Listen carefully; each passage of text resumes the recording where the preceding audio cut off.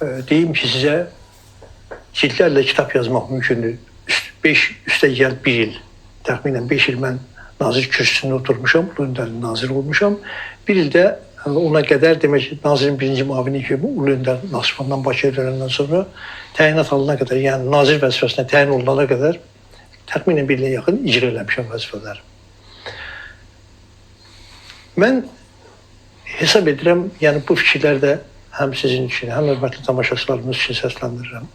Dünyada ən xoşbəxt adamlardan biriyəm ki, bir idarəçi olaraq, bir vətəndaş olaraq, bir Azərbaycanlı olaraq bu qədər yüksək bir idarəçilik məktəbini keçdim. Həmişə deyirəm, deyirəm ki, dünyanın ən ünlü universitetləri yoxdur. Top 10-luğa daxil olan universitetləri. Onların yüzünü oxuyasan, heç biri Heydər Əliyev Akademiyasını əvəz edə bilməz. Heydər Əliyev Akademiyasını heç bir əvəz edə bilməz. Doğru. Yəni bu bir məxsusi bir məktəbdir.